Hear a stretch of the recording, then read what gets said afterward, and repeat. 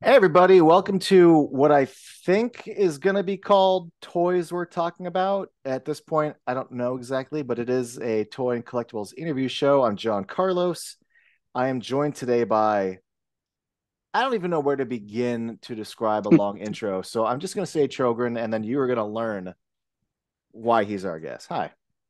How you doing, John Carlos? Thank you for having me, man. Yeah, thanks for being on, man.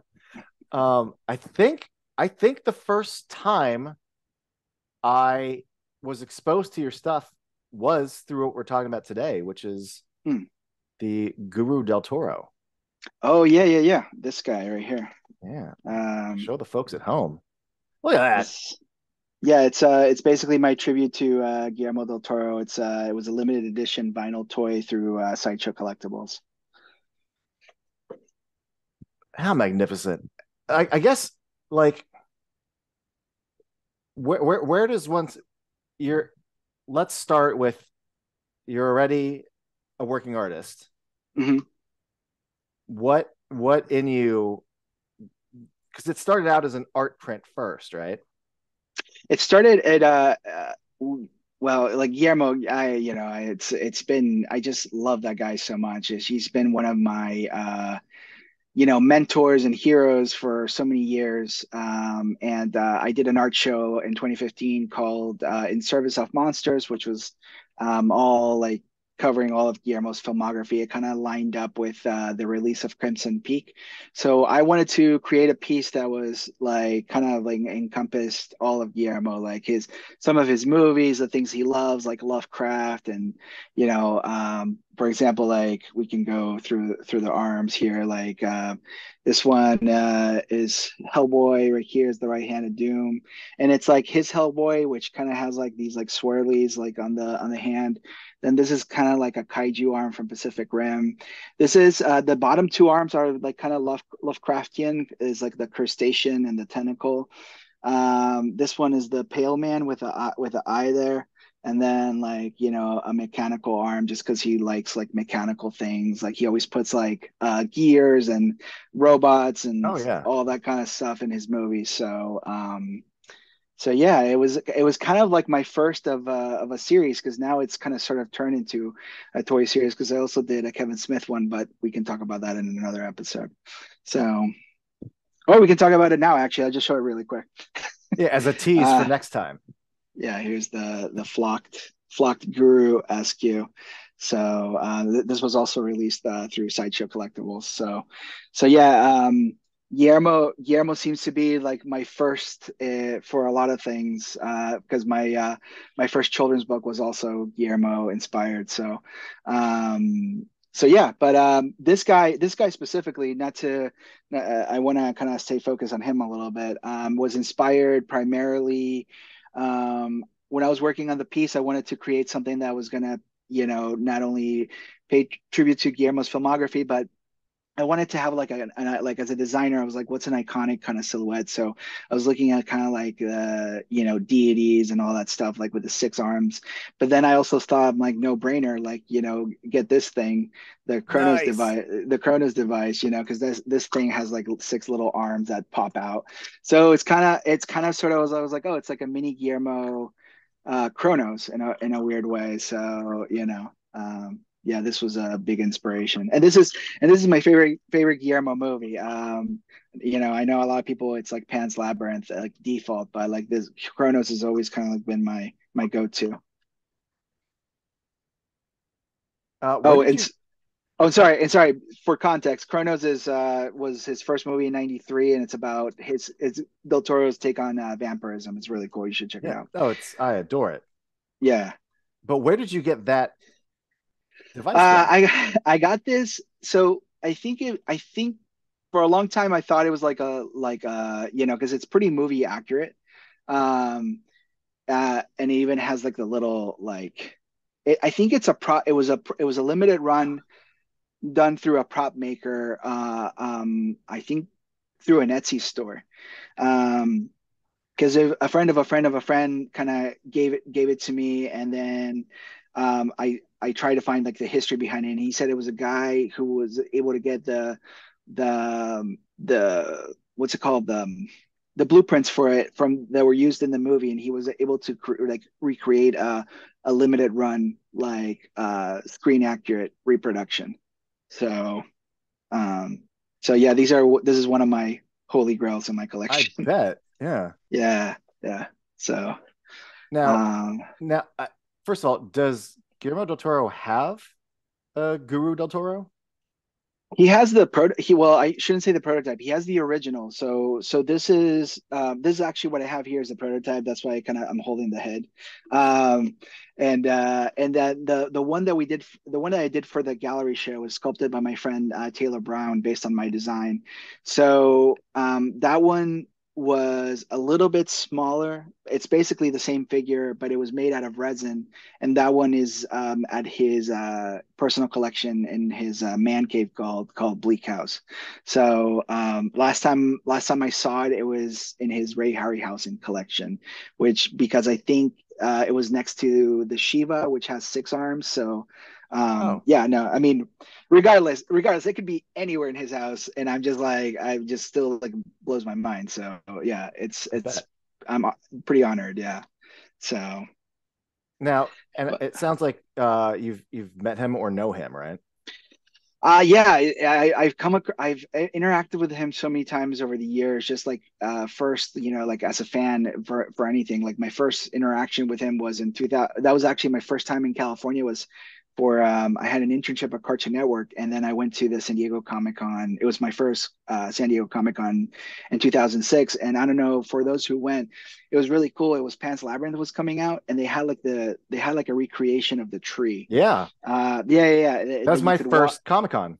That's cool. That's cool. So that summer of 2006, I was like, I remember like my mind was blown. And there was a panel there that Del Toro gave, and I think that's when he was kind of teasing Hellboy too, as well. So yeah, I interacted with him briefly after the panel, and then when I moved out here in 2009, he did a signing at Dark Delicacies, and then just like little by little, just like from fan events, and then I started doing art galleries dedicated to him, and then he would start coming to the art galleries and actually buying pieces from different artists and some of my pieces from the shows and putting them in his collection. So it's been it's just mind blowing. So, And sorry, go ahead. so you'd met him before Yeah, the, yeah, yeah, yeah. This was yeah, okay. yeah, yeah, yeah, So for that's sure, for cool. sure. I Yeah, mean, no. it's I did that the tracks had been laid before. Yeah. Just a big. Just a big Del Toro nerd. I feel like in the 90s, 80s and 90s it was Burton, and now it's like Del Toro is like the new like weird movie, like weird movie king kind of. Yeah, I can see So, that. a little bit, yeah. So and no, I mean, I love what he's done for also for the Latino community. It's cool to see somebody like him just open so many roads for making movies and our culture just like more diverse. So it's great. Oh, absolutely. Um, Yeah. it's been a hell of a God. I can't remember what the exact years, but it was like Alfonso Cuarón. I think he won for Gravity at the Yeah. Oscars, Oh yeah. It was like all those and years in a then row. It was like and then the next year Iñárritu. is Iñárritu, and Yeah. then like the next year, I forget what Guillermo had out, but I'm like, dude, it could be three in a row, and then it wasn't three in a row. That happened later, but still, I there's think this. I think it was like a skip, and then Guillermo won for Shape of Water. Yeah. Yeah, it was like 2012, 2013, and then like 2015 or something like that. But yeah, Yeah. No, you're right. Yeah, because I was like, I didn't Quaron one for Gravity. yeah, Okay, yeah. and then I And think then Iñárritu for Birdman it was Birdman, yeah, or The or Revenant. the Revenant. It was the Revenant, yeah. Yeah, But I mean, it was yeah, they were he was on a roll because I think he did Birdman and Revenant like back to back. It was pretty yeah, crazy. yeah. No, and Guillermo, what's fun about Guillermo's career is that most of his movies are kind of like original his own original like stories or takes on things. Like, Hmm. even the Hellboy movies are very much like his movies. But what I love about him is he's really truly like an auteur Oh, director. even his So Pinocchio, you're not going to be bored by seeing the same old Pinocchio you've seen 100 times. yeah, no, he really like that's what I love about it, because I mean on a lot of posters it says Guillermo del Toro's Pinocchio, and Yeah, it totally is. it is. And I remember when Crimson Peak came out, I was like, okay, this is a little like this is kind of him like doing his gothic romance tribute, but it still felt very much, what that's one of the things I love. I want him to do like every genre, Yeah. and like he'll make it Del Toro. The one that I don't watch a lot is Nightmare Alley, because that one's just like brutal. Yeah, I've seen it twice, and the I mean, I liked it the first time, but I saw it in black and white the second time. Yeah, yeah, They're playing the yeah. black and white version at the Frida, and just took everything out of me. It's not. I always say that Del Toro starts out, it's like he starts out like a lot of his movies are about like some of the themes are about like kids and their fathers, or it's kind of sort of very much about like the loss of innocence or coming of age, especially I mean movies like Chronos, Pan's Labyrinth, and The Devil's Backbone for sure, Mm. especially with But the war setting. that But was my favorite.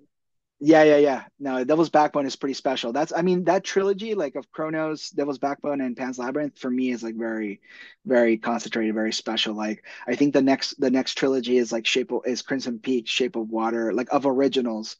And I guess Pinocchio technically would be like the third one. But actually, Pinocchio kind of connects to Pan's Labyrinth and Devil's Backbone because it's that same war time period. Yeah, I was about to say Uh, they're their own trilogy of wartime stories of children. Yeah, yeah, There's yeah. all sorts of mini trilogies. You could say Pan's Labyrinth, Hellboy, Hellboy 2 all deal with like fantasy. Yeah, yeah, Pick your yeah. own Oh, yeah, trilogy, you'll find one. yeah, yeah, for sure. I mean, Hellboy 2, you can definitely see like Hellboy from Hellboy 1 to Hellboy 2. Hellboy 1, he's trying to very much stick to the Mignola like aesthetic, but with some Del Toro flourishes like Samael and things like that. But Hellboy 2 is just like pure Del Toro. It's like, yeah. But and it still has for it's a good version, but it still has a stink of Pan's Labyrinth on it. Oh, absolutely. And I Yeah. and for the longest time I actually didn't like it for that, because the hardcore Hellboy fan in me wanted more Mignola, but over the years I'm like, "Oh my God, no, this movie is fucking No. brilliant." And, like even ending and all, like the twins ending and everything. Like the thing that makes me the most mad is like, and if you get the art of book, he teases us at the end with an epilogue of what would have happened in Hellboy 3. I'm like, you son of a bitch. I'm like, I don't know. I hope that like the three movies that I want from him in the next 10 years, hopefully, is Frankenstein, which I think he's already working on, at the Mountains of Madness, There it is. which fingers crossed, and then Hellboy 3. Yeah, if I get those three, I'll be happy. He can do whatever the F he wants. So that's me being greedy, and Oh, and I'm right selfish. there with you. And it's one of those cases where once you have like the Oscar clout, I'm like, well, use that to make Hellboy 3. And Yeah, yeah. I mean, I'm not an expert. I know that, part of it's like Ron Perlman's like, look, I'm getting older. Do you even want me in the makeup at this point? And it's like, You can do. You you know can what? do so much digitally to augment things now. Yeah. I thought about that, and you can still do all the close-ups with him, and just do another actor for the far away shots or the Oh, action sure. scenes, because they already started doing that in Hellboy too, and most of the time you really can't tell. So, you know, Yeah. um, The Mountains of Madness is the one that always that one hurt because like at one point yeah, the ball was really starting to spin on that until yeah. at least Yeah, I according mean, to you had like Cruz and Cameron attached to it. It's like, yeah. what the F? How do you not do and I remember at the time, one of the things he was saying was that, we need it needs to be rated R, and I want to do a big studio tentpole horror movie, which we haven't done since The Exorcist, really. But like, Right. spend money on it, not 10 million. Spend money, make it an event, and they're like, nah, we're too scared. And then like it came along and cleaned up. Yeah. You Well, can I think make that event expensive horror R-rated movies. yeah, and I think the problem when he was trying to make it is that Prometheus came out, and Prometheus was very much Mm. similar in theme, like elder gods and all that stuff. And I know that movie. A lot of people have contention with that movie, but it's one of those. I don't even want to call it guilty pleasure. I just love that movie. It's great. If this is what I do, and could be a topic for another like podcast, but I like to say and I do this with the Star Wars prequels as well. If it doesn't fit in your head canon, just put it in an alternate timeline, you Oh, know, like. So for me, because Prometheus doesn't fit in for me, it doesn't fit in the timeline because it's supposed to come before Alien. And for me, like it's the same problem the prequels have is like these directors that created these things back in the 70s, then they have all these new toys and they make these prequels and everything looks all shiny and new and more advanced than and it's just like that to me, like, as an artist, I'm like, I can't fit this cube into the triangle, it just doesn't work. oh yeah. So Like so I totally get that, especially with the prequels, because I have no problem with like like at least with Phantom Menace, like the yeah, Naboo star, like yeah, it's yeah. the It planet would they're from. It's all very regal. Like okay, design wise, I get that's it. part of the culture. I Right, get it. that. But when But I'm when yeah, you yeah, look at yeah. the little view screens and like the Yeah. animation on the screens, I'm like, did you remember Yeah. what the inside of the X-wing looked like? It was like, looked like a fucking Atari. Yeah, it's Like, almost like I get it, like like not to get too, I don't want to get deep into Star Wars, but like I get it, like you went from this Renaissance period to like the Empire owns everything, and and I appreciated him trying to go all analog, like at the very end of the Revenge of the Sith, but it just was too much of an abrupt like, nah, I don't buy oh yeah. it. So sorry, George. So, but I'll probably get in trouble for this. I'm a big sequel trilogy fan, so love that. Hey, uh, So I almost wore a Last Jedi shirt today, so you're talking to the right guy. the best Star Wars movie. And I had for a little bit there, I did have a love-hate relationship with Rise. There's obviously it's not a perfect movie, but I still love it. It's great. So um, I wish they would have stuck to a lot of things they set up in Last Jedi, but the way I tell people is like, at least we don't have to deal with Palpatine anymore. Until he comes back again. Again, although No, but I Ahsoka's been great right now. I don't know if yeah, you've been watching it. It's well, I mean, the last episode was great. The episodes before that, I was like, oh God, yeah, it's so slow. at the time of this recording, everybody, we're on episode 6. So there you Yeah, go. yeah. Well, no spoilers, no Yeah. spoilers. But no, Uh, but the one thing I don't think of things as the alternate timeline, although I have joked about that in my head. I don't ever like I know people, actual friends who are like, "Oh, I don't like the prequels; they're not canon to me." I'm like, "Fine, whatever." As far as like yeah, their aggression towards it, yeah, where they take their opinion and they make it something concrete and finite. But I will say there's certain things, like for example, without being like an asshole about it, right. And you don't have I to be. tend, You're just giving your opinion. yeah. Everybody's entitled to their But opinion. I'll give you So a big example. For yeah, me, Indiana Jones ended with them riding off in the sunset at the end of 3. yeah. Like his story ended, it's great. And then by the way, there's these 2 other movies, and I'm like, they exist. I'm They're not gonna they're be ex- they're I'm not they're gonna be a extra. jerk about them or anything, but like they're here. Yeah, I'm yeah, not saying those aren't canon, but just in my heart, like man, yeah, yeah, Indy and Sala and Brody, they rode off in the sunset, and that's a hell of an ending. yeah. To Plus me, 2 other movies. plus too much. Yeah, I feel like you're getting extra. My biggest thing, and I for the longest time I joked to my friends that I'm going to start my own YouTube channel called Continuity Police. My biggest thing in movies is continuity. Um, for me, like and I have to get like the direct quote, but for me, cinema is a magic trick. You're watching a magic trick on the screen. Anytime something happens where it breaks the illusion from the magic trick, and for me, that's continuity.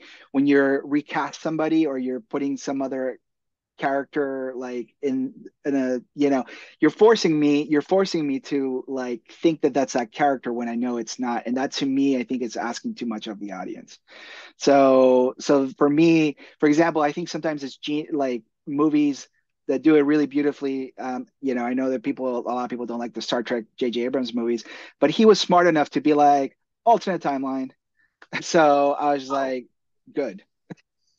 and he was I mean, I don't, it's not quite multiverse, but I think he was ahead of the multiverse by a little Oh, bit by absolutely. starting to educate audiences on the idea of general audiences Yeah, yeah, about alternate timeline. And you go, oh, so that, I mean, obviously you and I probably speak that language, but like someone yeah. like my mom could be like, alternate timeline. Okay, I got you. So then another 10 years later, Yeah, exactly, you know, exactly. No, Joe Schmoes yeah, could go, oh yeah, the multiverse theory. Sure, got it, understood. yeah. I remember when Doc Brown drew that on the board in Back to the Future Part Two. I get you. Yeah, yeah. Sorry, it's not to scale. No, no. I remember joking. I remember joking like five before the pandemic. I kept telling everybody, just watch. I said like right now the way pop culture is going, I'm telling you right now, just because of the fact that they know they could make so much money from it, I'm telling you right now, there's going to be a Spider-Man movie where it's going to be Toby, Andrew, and Tom Holland. And lo and behold, that's what happened. So, you know, it's kind of a no-brainer. You can kind of now you're getting to the point now where you can kind of just predict pop culture events. If Certainly. if the studios are smart and they do it well as well, because that one was one that was done for the most part pretty well. So yeah, I mean, I'm kind of hoping to do that with Ghostbusters. So, but yeah, I don't know. I Ghostbusters Afterlife hit a lot of check marks for me, but it played it too safe. And then the other movie, I liked a lot of the new things that it did, but it also then like the comedy and the writing was kind of like it wasn't for me. But I appreciated all the new equipment, and I just felt like that cast just got like wasted. So, but that's just me. So I would love to see. I would love to see them though. I would love to see them be introduced into a Ghostbusters multiverse where like the teams like from different universes have to team up. That would be pretty rad. Yeah, no, that So I'm with you on that. I think that cast was unfairly dunked on, and I think there's more to do with them if you wanted to. absolutely, absolutely, Yeah. I agree. Yeah, the comics. A lot. That's when you go back to the comics. You're like the comics are doing it really good right now. There was a Ghostbusters comic book series where they were taking even the animated universes and mixing them in. Like that's Mhm. why like I've been I praise the latest Spider-Verse movie. I love that there was a live action.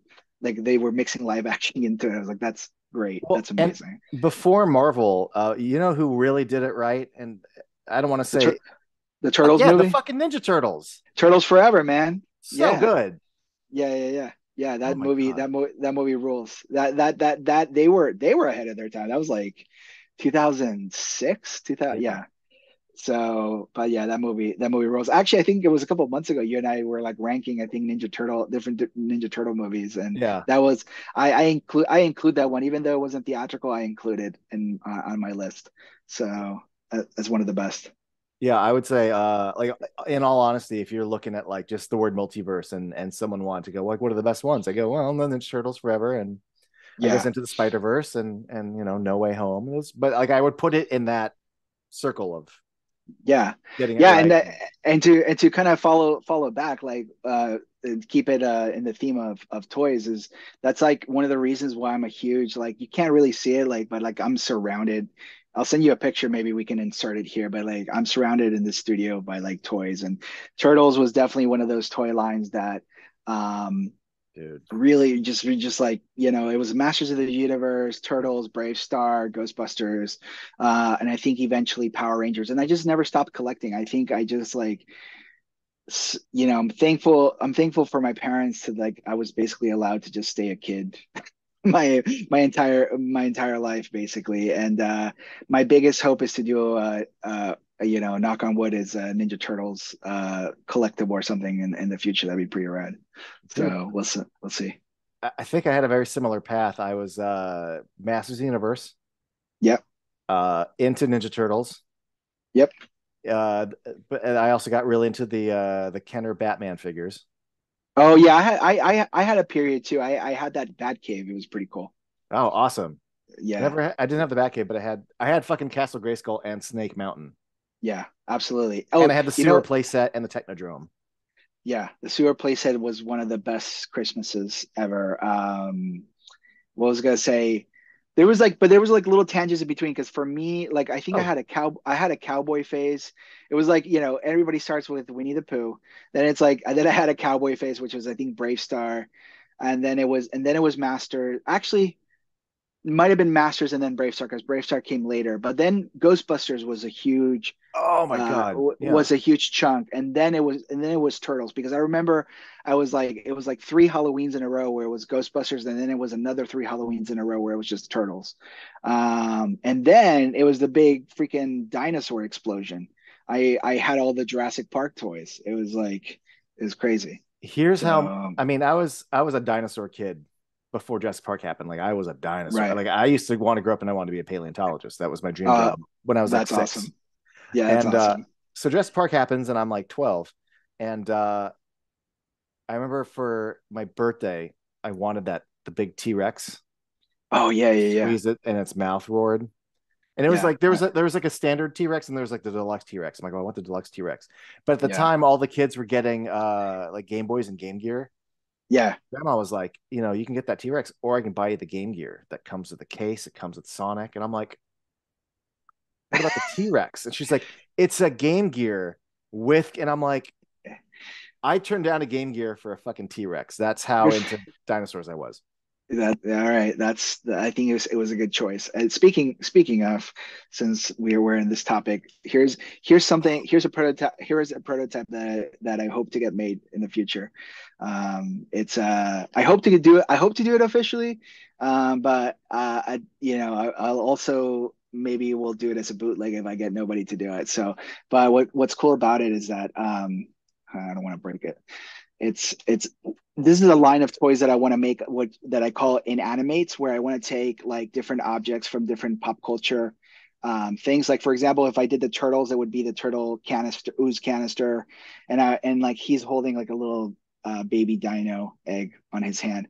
But it would be kind of movie accurate, but with a little bit of like anthropomorphic. Is that it? Yeah, Yeah. features on it.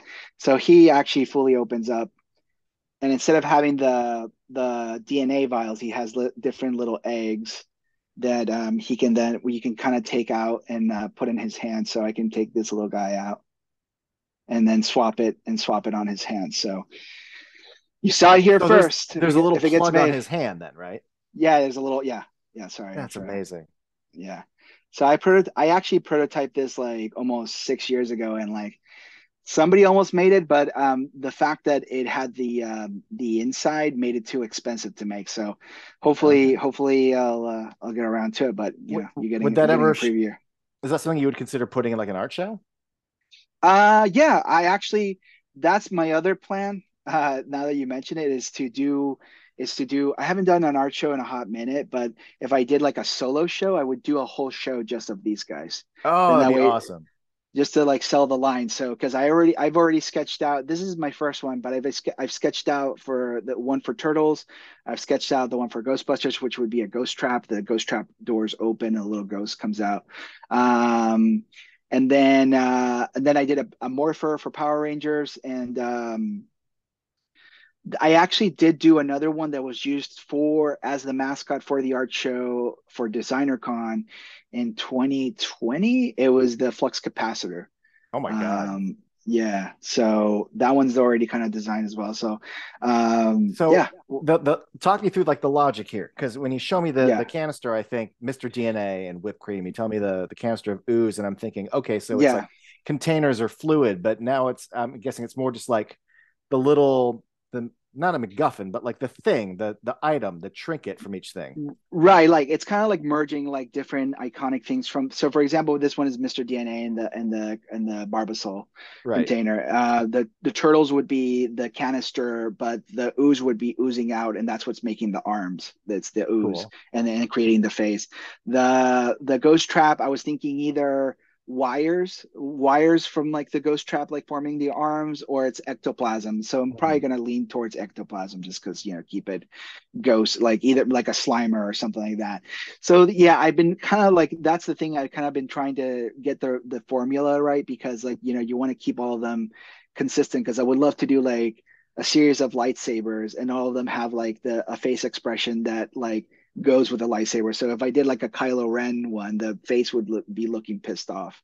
Yeah. So, um, so yeah, we'll see. We'll see. If I only get one made, I'd be happy. So, but this one is just like it. Like the idea came to my head. I'm like, that's like such a fun idea. Like I need to make it. No, it So was so cool because I mean, the second you held up the can, I'm like, cool. And then my eyes gravitated to the arms, and I'm like, oh, Mr. yeah, yeah. DNA. Yeah, and what's cool about the vinyl the vinyl toy world, or the designer toy world, is that I could then take this is obviously colored, like even the little the DNA strands, they're colored to the Barbasol can color way, but then we could do a one where it was like themed to the Dino-DNA colorway, which is kind of more like these like pinks and greens and yellows. Mhm. So it would be really cool if we did like a limited run. We could do like different colors, like glow in the dark and all that stuff. So, um, and speaking of, I'll just like show you my catalog while we're talking about toys. I did since I did I in the last year. Besides, I did this Guillermo one, but I worked with Kevin Smith a lot for the last year, and I also did these Mallrats. The Guru SQ and the Mallrats you have reviewed, so you can check that out on his channel. Thank you for reviewing them and putting them in your collection. I'm honored. So, and the last one that I did, just to plug my buddy's movie, I did one for my buddy who's got the internet character Onyx the Fortuitous. His movie's coming out October 19th. It's only a one day thing, and it's going to be in theaters. So I did this as part of his like Kickstarter, but it's that internet. He's like kind of popular online. It's that internet character where like he's like basically your friendly neighborhood Satanist. It's the best way I could describe it. Sounds awesome, for kids. For kids. Yeah, exactly. Um, and speaking of since we're talking about Del Toro, did you ever know that they made these? Yeah, I have that. Yeah, yeah. Isn't it? I love this thing. I was thinking, I was like, I need to get another one just so I can have like two. Like anytime you like, there's a soldier of something, it's always cool to have like two. So Absolutely. Yeah, I remember because I think it was God, was it Mezco that did Hellboy 1 and then Hellboy 2? yeah, yeah. Mesco did a lot of the Guillermo stuff, and now it's all NECA. My So my brain has forgotten because I remember there was the main line of Hellboy 2 figures. Then that was something else, right? Was that you mailed away for it or was it build a figure? Well, did that come in like it a was like set a with it the was movie? I think no, I think you're right. I think it was like a special. It was like you could only get it in a box set like FYE. It might have been like a store exclusive thing, because then the Mesco also did the Mignola like comic accurate ones, which were like Mm-hmm. I wish I was smart enough back then to have just collected them all like in a row when they were actually like fairly priced, because now like they're freaking ridiculous like to Yeah. get And they're on. built like a just like a brick shithouse. They're so thick. Like Yeah, they have weight. The chests aren't like hollow. Like the yeah. joints take I mean, The one on my someday, hopefully, when I have the money and I can hunt one at a decent price, is the one that got away was I think in the comic they call it I'm going to butcher this. It's in German. The Kiergrafe, which is the giant gorilla, the mecha gorilla that yeah. the mecha Nazi gorilla.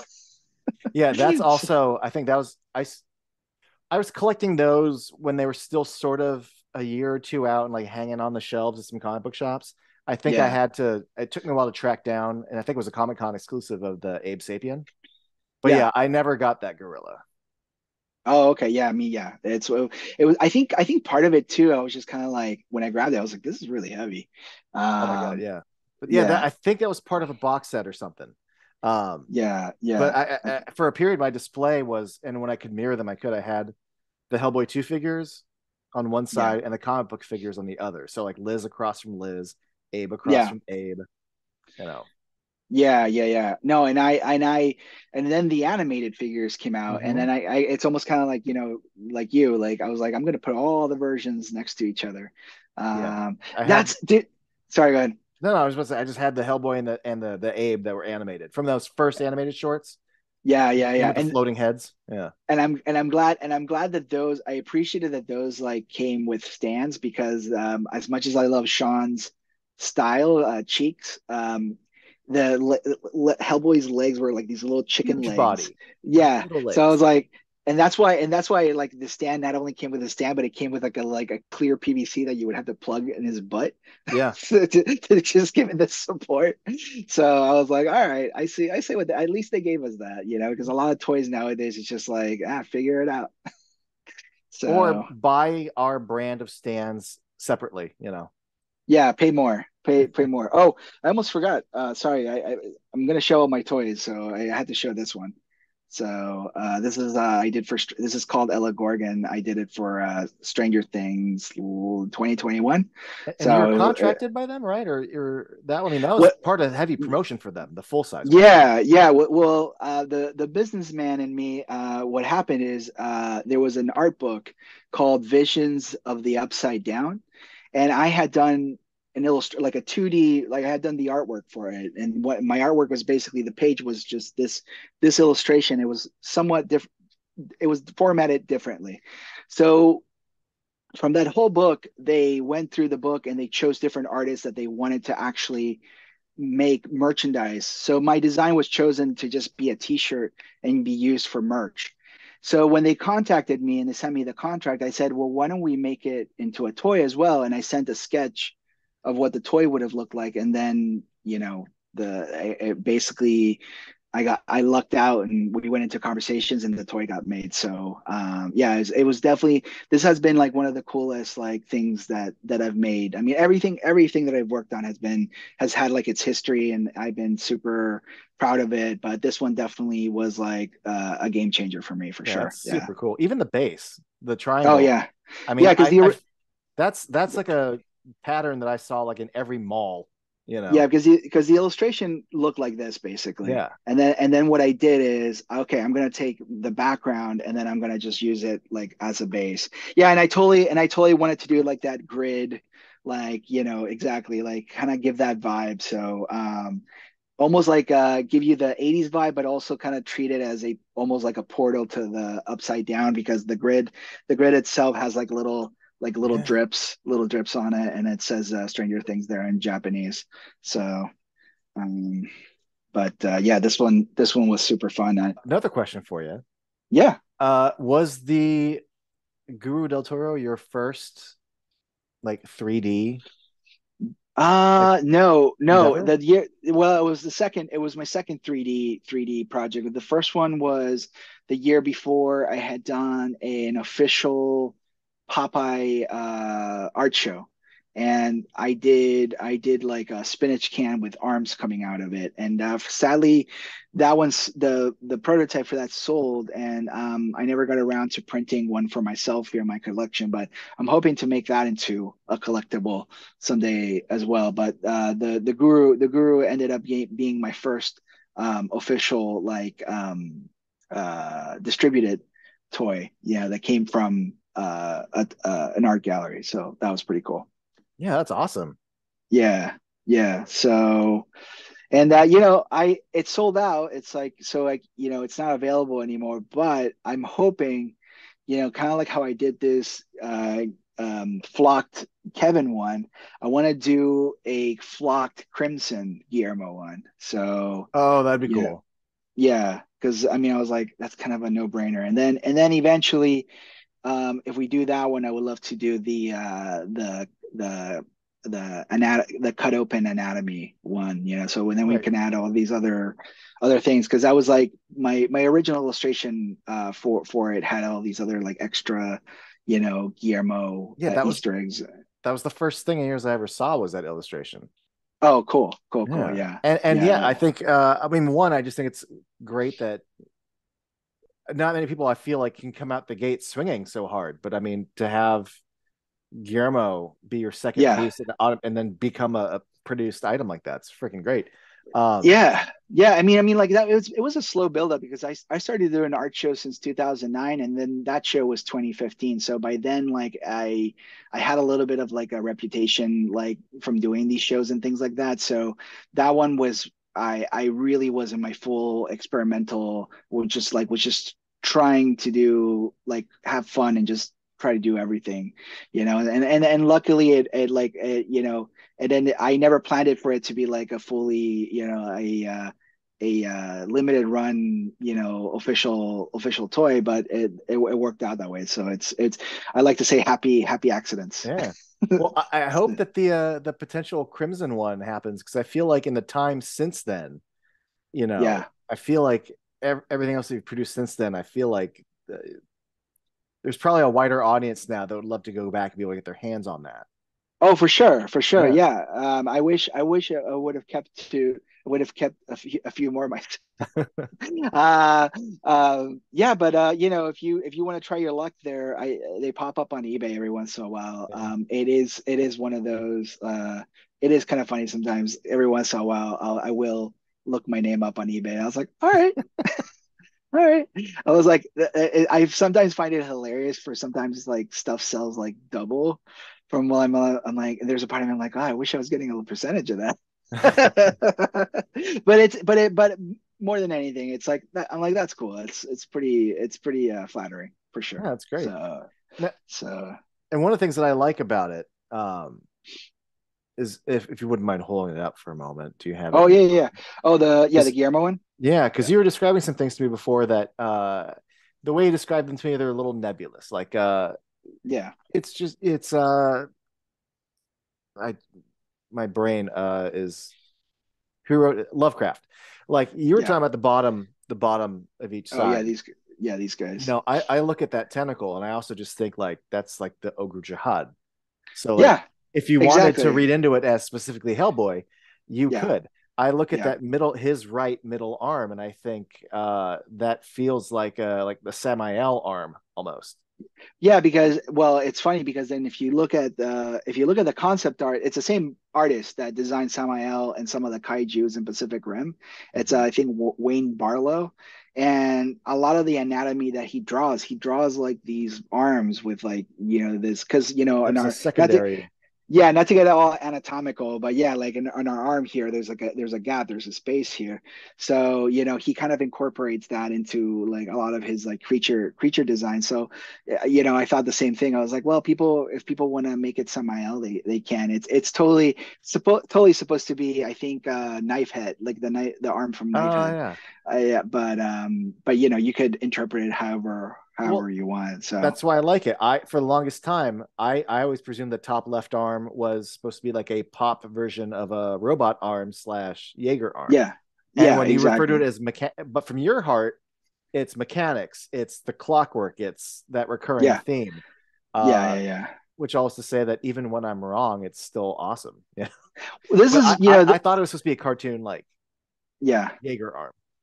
No, and like, listen, and that's what the thing I love about this one is that, because with the Kevin one, it's like it's a Very different, specific. it's a very, yeah, it's a different director, so you have to be very specific. So like because I thought this was gonna be like a one and done. Like I was like, oh yeah, no, I kind of love this, but then like doing the Kevin one and then working on other different ones that I can't talk about yet has been cool because like as an artist it's like there's nothing better than like having to then break your own template that you've made for yourself because Mm. it's kind of like a challenge. It's fun because it's challenging, so it's like how do I make this still iconic but also like still like work in different ways. So but this one's definitely like was like I remember when I had the silhouette, I hadn't even figured out like the design,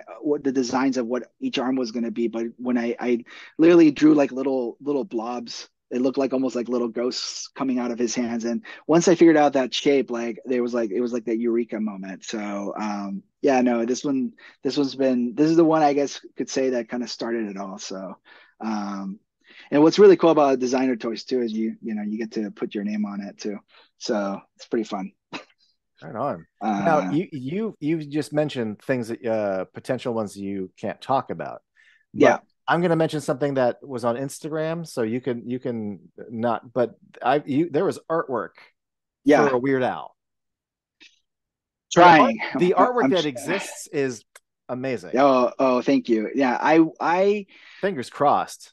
I That's all I'm I'll saying. here I'll go over with you my I have a little notebook here. I have a wish list. Oh, okay. Let's see. I call them, I have different volumes. Um, well, I can tell you just offhand. Volume one supposed to be Del Toro, Smith, and Adam Savage. Mm. Um, Volume two it was going to be Burton, Henson, and Weird Al. Oh my God. Um, so whether I make any of those in the future, fingers crossed. But then I have other ones that I went further down that probably will never get done. But I have Hitchcock, Carpenter, and Kubrick. So and I have to be a fan of the director, not necessarily. I mean, like as an artist, if somebody tells me like do so and so, I'll as a challenge, I'll find the best way to make it as cool as possible. But I'm trying to kind of do the ones that I'm like, I'm a super nerd about. The hardest one, and I probably will never get to do it because I'm such a massive fan. But it's the hardest one to figure out was Spielberg, because Spielberg, like I was like, yeah, I can do like he's so iconic, but it's like trying to kind of narrow down those icons. And then for him, it was really funny because and I hate to say this because I'm not even showing a drawing, but the body would essentially be a camera. His body would be he would almost look like a robot. So like his head is the only thing that would be human. Then his body would actually be a camera, and then the camera would have like tank treads. So the camera would be almost kind of like a war tank.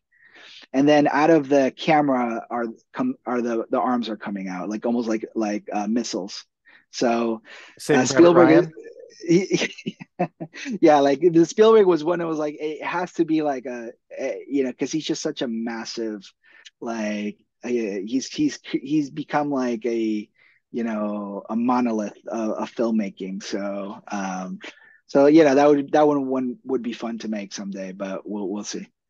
So That's and I don't know about you, but like I myself, I'm not an artist, but I am right. surrounded by some of my dearest friends are artists, and specifically, work in kind of pop art, where that thing where you get the ball rolling and you're zipping about your fandoms, and the next thing you know, like that conversation leads Yeah. to a piece of art. I don't know how much of like Guru Del Toro came just from you and your brain, or if it, but that love of Guillermo Del Toro, I'm hoping also comes Yeah. No, just it totally came from that. I mean, it came from like, like what when I sat down, I had originally just drawn like a character, like my kind of caricature version of Guillermo, and but I'm like, what's an illustration that I can do that's self-contained, not necessarily illustration, but a design that's kind of self-contained that can represent like all these things that represent this director, but that I love about this director as well. And then that's kind of like when that idea came about, and I was like, oh, I can apply this like to all these people that I love, So, and that's actually the most fun, but also frustrating part of when I do these designs. It's picking which one is the best one. Like for example, um, a lot of these are based on people, but then I started another line which is pop culture like gurus, and this one I can show because you know it will never get made.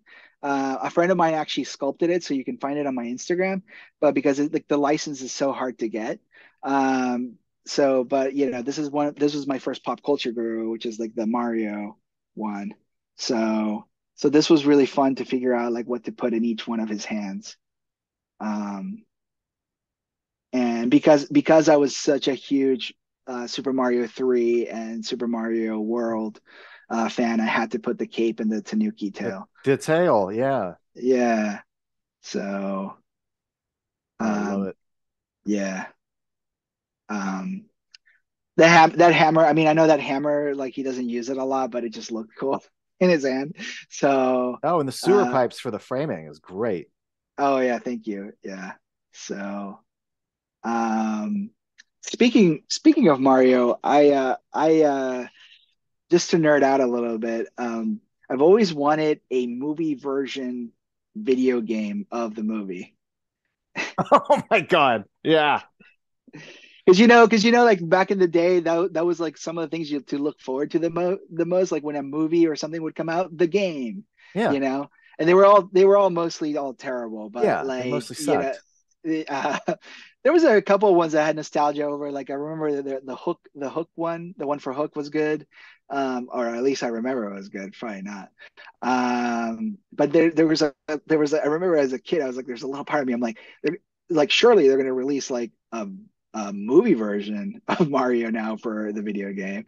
And then just not realizing, I'm like, that's kind of dumb because Would you Mario's want already the video. exact same format as the previous Mario Brothers, like Mario Brothers 1 or 2 or I 3? almost did you ever But play that? Did you ever play that Sega Ghostbusters game?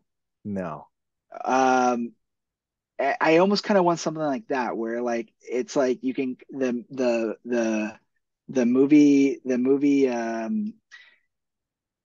movie likeness is there, but um I don't know. Yeah, I guess something like the mechanics of the original game, but like themed to Yeah. Because the movie.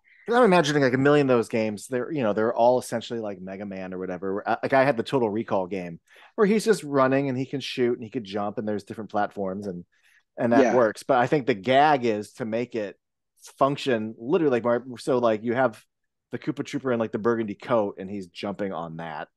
yeah, yeah, You yeah. know, Totally, you totally. showdown with Koopa as a little white guy with blonde, hair. Oh yeah, yeah, yeah, yeah, yeah. No, no, I would love that. I mean, I can already see the scene at the end, like in like 16-bit, like they're in that king's room and the king's head like comes out of like it's like that goop, Mm-hmm. like it'd be so good. Even Yoshi, like in like, what was the game that had the dinosaurs battling each other? Um, I don't remember. uh, I get uh, I get older and so much data just leaves.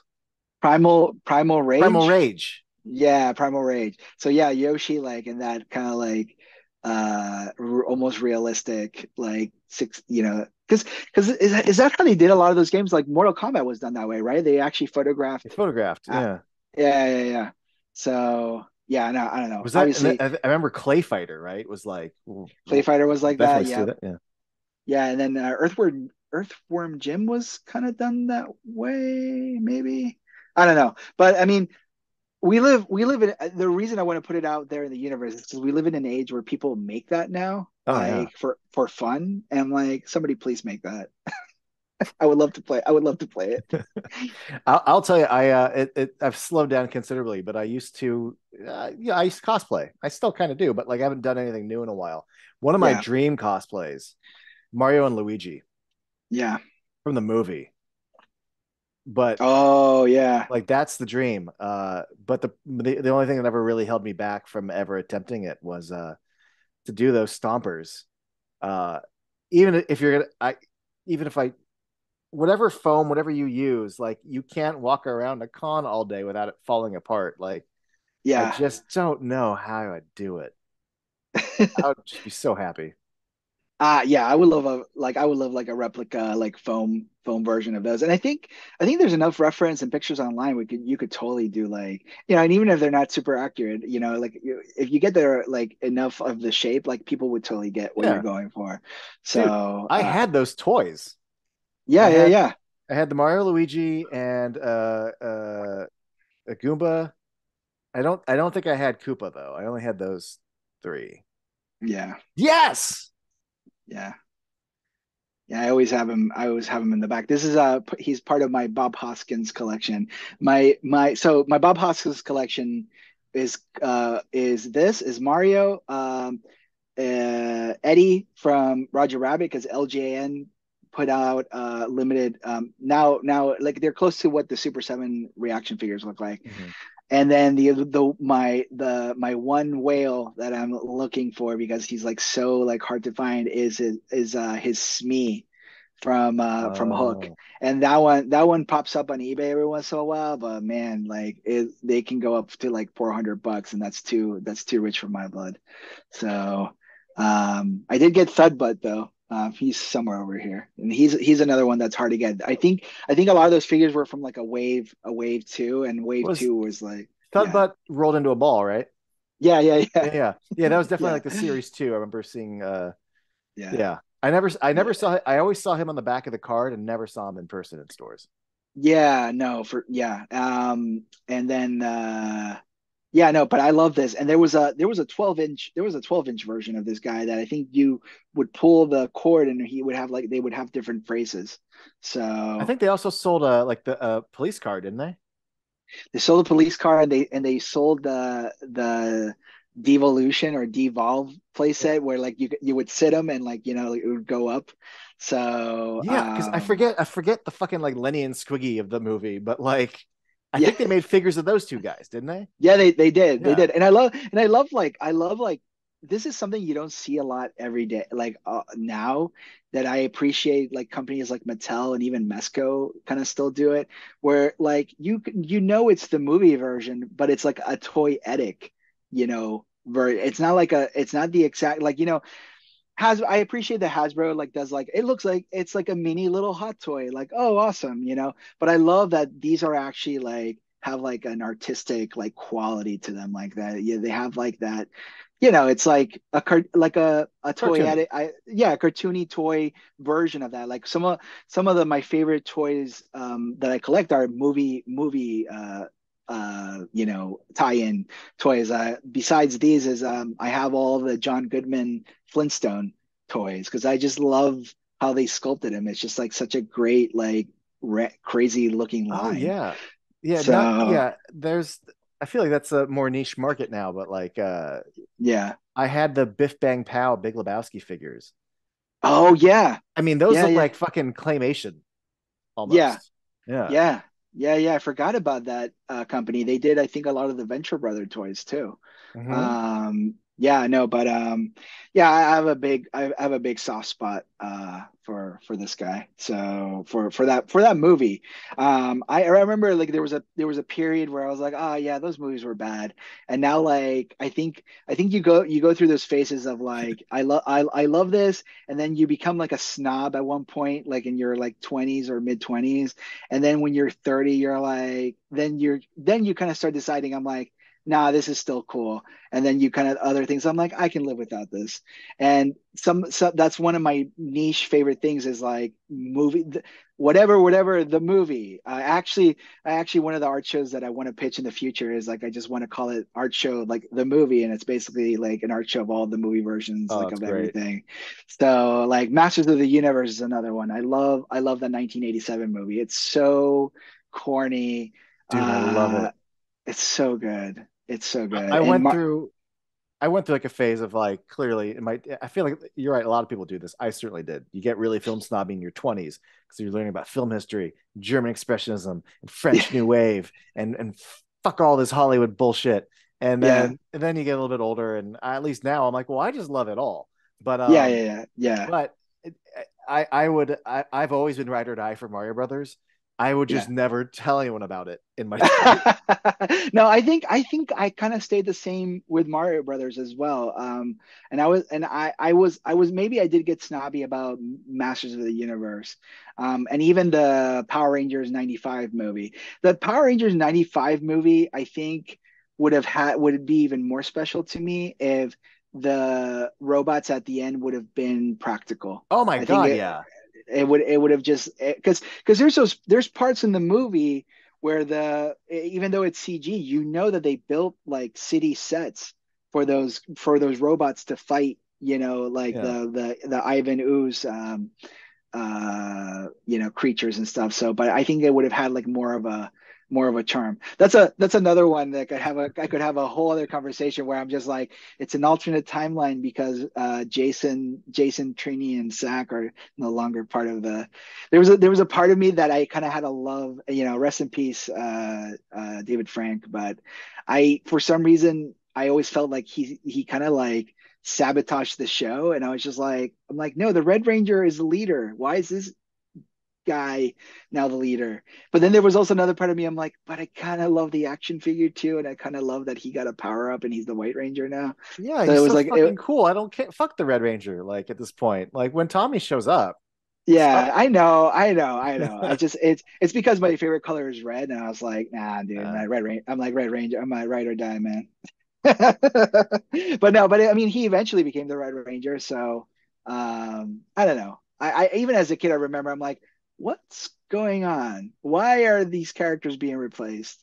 And then when you read about mhm. all the behind the scenes stuff, you know, like I try not to get too much into that stuff. I mean, I you know, I living here in LA, you know, you hear about everything, how all the sausages are made. So some stories are good to remember. Some I better not to remember. No, So yeah. But anyways, sorry. Well, went off a tangent there. no, But we've done that. We've done that a few times, but whatever. yeah, I'm, yeah. I'm Hey, having fun. let's it's a this could be your toy slash pop culture hour. Yeah, So absolutely. yeah. You know, it. I know I want to have you back on to talk about your Kevin Smith figures separately, but I have a Yeah. feeling it'll much like now, it'll be about a lot more than just that. Oh, I'll go. I'll go. I'll be able to go into it. Like, I mean, I Yeah. have some stories about him that are pretty funny. He's such a good dude. Guillermo's the same. You know, like Guillermo, like I haven't been able to interact with him as much just because he's so fucking busy, and I admire the shit out of him, you know, like, but the one time I got to go visit I got invited to Bleak House, right after I did that What? that, that art show in 2015, the one that where I did the Guru. That's where I was able to see my Guru in his Harryhausen collection, and I try to be good about it. I tried not to take too many pictures because I wanted to like kind of like take it in and be in the moment. But I mean, you can find videos of Bleak House Oh online. yeah. But some of the just to kind of you know from my experience, just to give you some like little stories. When I went, the his collection was getting ready. They were basically preparing it. LACMA was going to come and like you know like museum package everything to take it for some of the items for the exhibit. So I remember when we walked in, one of the first rooms we walked in, like Gary Oldman's Dracula, like the red helmet from Dracula from the Francis Ford Coppola, it was like literally like right there on the floor. Like, and if I like probably like didn't look correctly, I probably would have kicked it. Like, so there was like stuff like, you know, like it was just like the best way I could describe it is like it was like a movie. It was like a movie Disneyland. Like one of the coolest things just blew my mind. There was another part where we were just walking and like um you know, of course he has like a secret bookshelf case where like it's like I think it was a Charles Dickens book that like you pull it and it opens up like this whole room and it's all like decked out like the haunted mansion. It has the haunted mansion wallpaper. So yeah, it's just like insane. And I know one of the coolest things that I know he wants to do, you know, is he wants to kind of sort of eventually make it a nonprofit, like open it to filmmakers so they can go there and like use it as a library to inspire themselves. So that would be cool Yeah. when, you know, that's like it becomes, you know, accessible for other people. I think that's cool. Like it's like here are my things for you to enjoy and like be inspired by. One of the things I almost like shit my pants though is he had in one of the rooms he had Hellboy's big baby from Hellboy 2. It was just like it was literally like the gun itself was just like sitting like on a chair like on a like it was like this like really it was a nice it was like one of those like library like studio like sitting chairs but it was just like there and I you know there were other people there like I wasn't the only one there it was like he was kind of giving a tour to like a couple of different people and but I just like that was my moment where I was like can I pick it up and I picked it up and I didn't realize how heavy it was gonna be and that's when I was like oh shit like you know like don't drop it. It was crazy. It was crazy. It was so cool. So cool. He's one of those people that that I have no problem, saying how much I love him and admire him because he's the real deal. I mean, he's one of those truly unique individuals, filmmakers that we I think we get it just every once in a while. Yeah, So you were saying one of the things you appreciate about him. You said this towards the beginning was also just like the presence he gives and elevates for other like Hispanic filmmakers. yeah, Uh, One of the things absolutely. that I appreciate that he shines a spotlight on is just genre Yeah, filmmaking. It's one thing when you look at Devil's Backbone. A lot of the movies that he made, like in Spanish, that deal with vampires or ghosts, but yeah. I don't want to call them like elevated horror, but they're certainly not cheesy. Um, No, and he's in. You look at like Nightmare Alley and Shape of Water. He can take well, Nightmare Alley not so much, but they feel highbrow in a way, right? But you're doing a yeah, highbrow movie about a fishman. Uh, yeah, but yeah, anytime but what I'm getting at too is that he can get away from that and make a he makes the best possible version of robots fighting monsters, absolutely. Well, it's Hellboy, be, these two, well, three with Blade 2, like these yeah, comic booky movies, like he is taking all this material and yeah. treats it It's with the same quality of love that someone like me wished that kind of yeah, material deserves to get. And and, that's and why to me he's doing the Lord's work. yeah, exactly. I mean, I think that's why so many people love him and become infatuated with his stuff because that attention to detail, just little things that some people just would not give a shit or like pay attention to what he likes to call eye protein. It's like you're telling a story without saying, giving an exposition dump or stuff. Like one of my favorite things in Crimson Peak is when you see there's like, what's the name of the character played by the evil, well, let's just say the evil sister. She literally has like a collection, she has different bugs, I think, in like jars. And Mm-hmm. there's like in the background there's like a moth eating a butterfly, and that's very much like, it's one of those things where it's in the background, it's not being focused on, but it's very much like the whole, like her, kind of like being evil to Edith during the movie. So, just little things like that. Like, I just love that. It just makes like when I watch like a Miyazaki movie, it's kind of like, there's always something new there when you go and revisit it. There's always like another layer, and just love that level of like thinking and world building. It's just like, it's like, yeah, like you said, it's like mwah.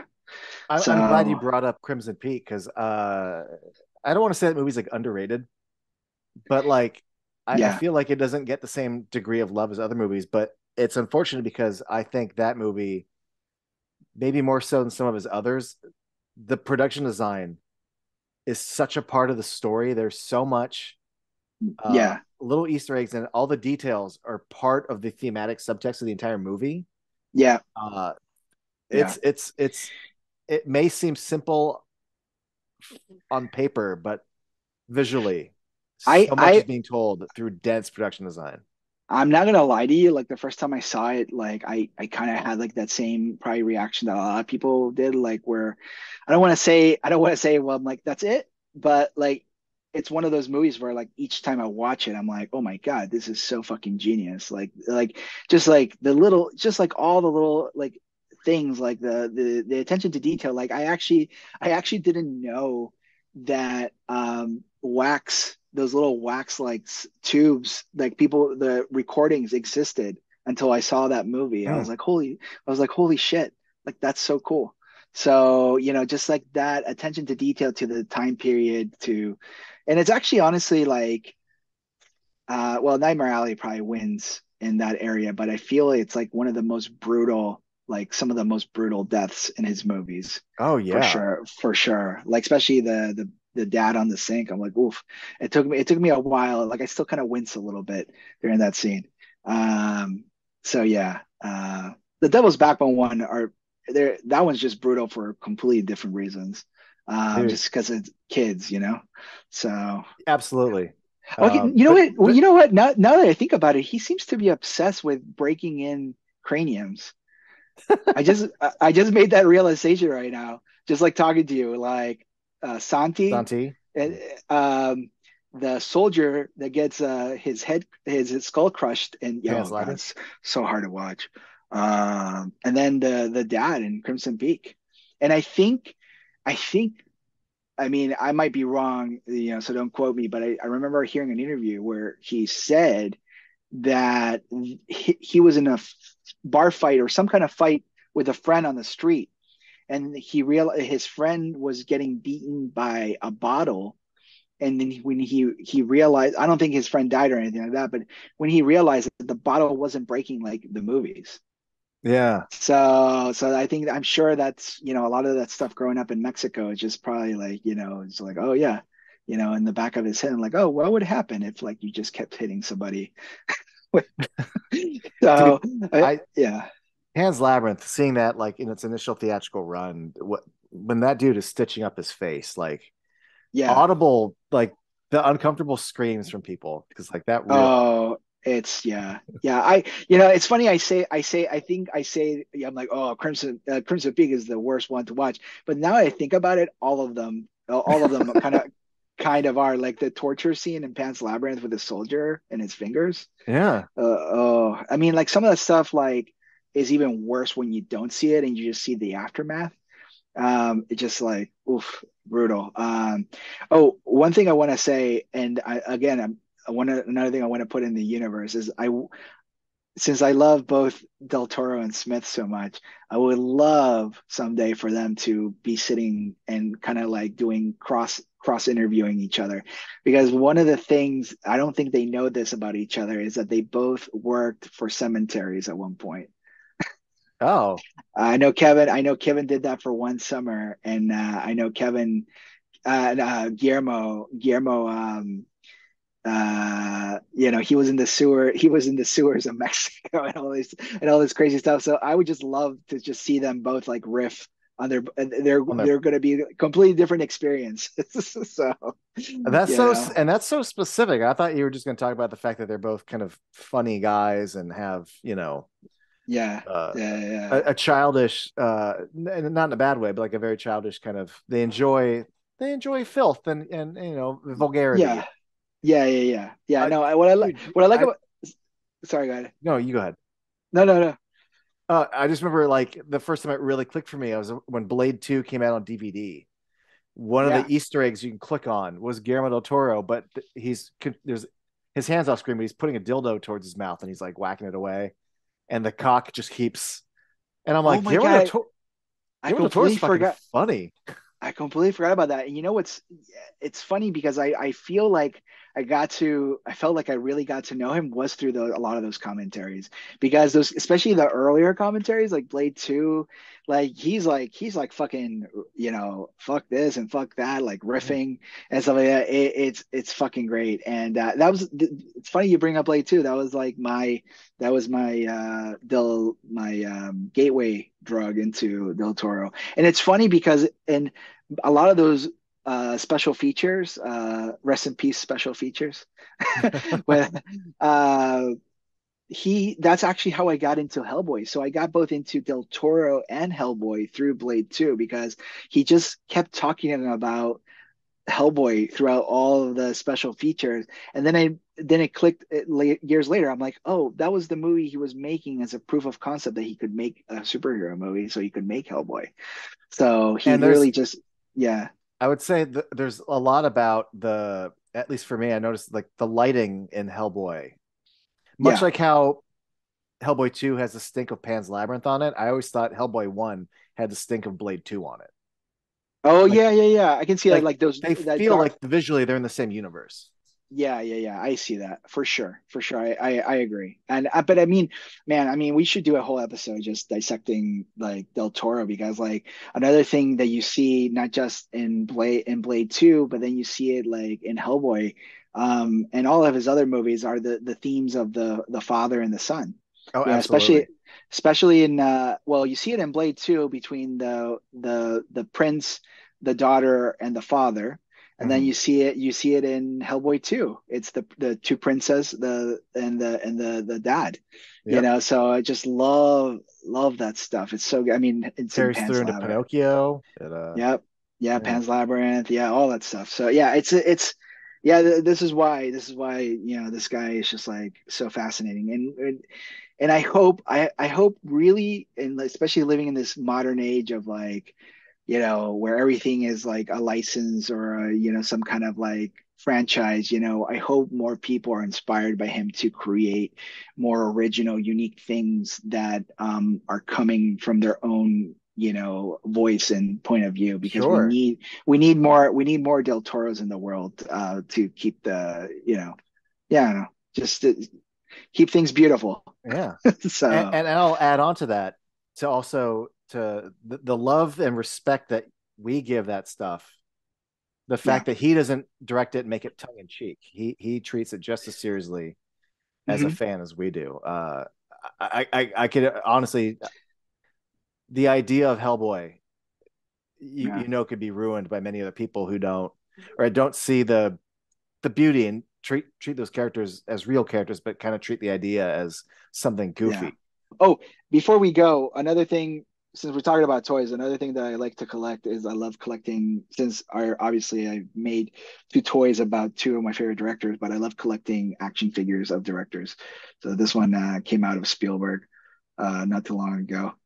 Um, it's Was him that and part? his, Was what's that that? part of that Jurassic Park set that came out? Yeah, it was like a limited, it was like a limited edition. It was like a San Diego Comic Con, but you could buy it online, and it's got even like the like That's Jurassic Park cool. logo in it. And he's wearing that T-Rex shirt from the movie, and it comes with this camera. I was like, so, and I'm like, but I need it. It's so good. It's so, I don't know. I think it's awesome when they release that. There's a Peter Jackson one of him as a Hobbit from Oh, the Lord of the Rings line. Yeah, you know what? Hold on. Let me gonna do an impromptu. I was gonna talk about this in another podcast that I was in, and I didn't get a chance to. So this is the podcast that I'm gonna talk about, really show off really quick. So this is another one. It's a Matt Groening. I have that. Yep. This is the Peter Jackson one. That's cool. I collected that series. I don't have that one though. The trilogy director. Uh, this one, I mean, this one's really not a director toy, but it is to me. Uh, Oh yeah, yeah, absolutely. I would like to see the baby, and then this one, uh, not really director, but creator, somebody that I like a lot, Todd McFarlane. So it's as his homeless character in Spawn the movie. Fucking A. So Yeah, I have the George Lucas Stormtrooper oh yeah yeah from the yeah. Black Series. I wish they would have given him a more of a gut. Yeah, no, they just it's just a head on a body on a Stormtrooper Yeah body. And yeah yeah. I mean, I'm really into Funko Pops, and I've got the Guillermo del Toro. Oh yeah yeah yeah. And that's And there's a Kevin Smith one. Yeah I yeah have a few of those. yeah. I've got the Hitchcock. Nice. But yeah, I mean, they've definitely gone down that path. They have a literally like a director series, Yeah yeah yeah. No, which also I includes mean, some producers. Like I think Jason Blum got one. which Uh, is yeah, which is why I want to do that Weird Al one so badly, because weird, like I try to look at directors also that are toyetic, and Guillermo has had a couple. He's had a one by NECA, and Weird Al has done so many different like characters and voice work and stuff like that that kind of sort of pay tribute to his Weird Al character. So I was thinking like his would be such a no brainer as a toy. So fingers crossed dude, that one I am pushing to try to get made. So yeah, so you we'll had the see. artwork, and I saw it on Instagram a while ago, where like, and there was different variation. Like at one point, I think there was the alien Yeah, from the yeah. end of UHF. I put the alien face in the back of his head because that's one thing that I'm playing a lot now with my new Guru designs is I don't I want people to have the option if they want to display it like with a for some reason with a back view, or if they want to kind of like have it like showing other parts, you know, you kind of have different display options, like for example, like the Kevin, well, I mean, you really can't tell in this, but like in the back of the Kevin head, it's the smiley face. So I mean, um, it's just little details like that. Yeah. I just thought I was like, it's kind of a good area to put something cool there, and it's not just the back of the figure. So but yeah. Man, I'm sorry. I feel like we jumped around everywhere, but I try to keep it toy related Yeah. as much as I could. But yeah, man, this has been a blast. And then before I go, I wanna promote.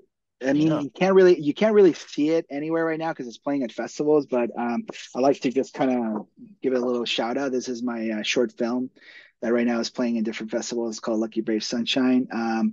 This is very much kind of like my uh, what's the word? Introduction into like kind of creating like my own original stories and my first animated short film. So I'm sorry. Um, so yeah, hopefully in a year from now, I'll be able to put it up on YouTube and we can maybe do another episode and talk about it. So Hell yeah, man. No, that's awesome. thank you, I would love to see that. thank you. Uh, Yeah, yeah. do you have any socials you want to throw out at people? Oh yeah, I'm on all socials at Chogrin, Instagram. Some of them, I think Facebook is Chogrin Art, and yeah, on Instagram, Twitter at Chogrin, and my website is www.chogrin.com. So And I'll include all that in the description cool, below. So, very dude, cool. thanks for Thank joining you, me. thank you for having me. Thank you for. I'm excited that I'm your first guinea pig for this. So hopefully I didn't suck too much. No, no, it's good. I already want you back on. So, Sweet dude. Thank you. yeah, thanks for joining everybody. Bye.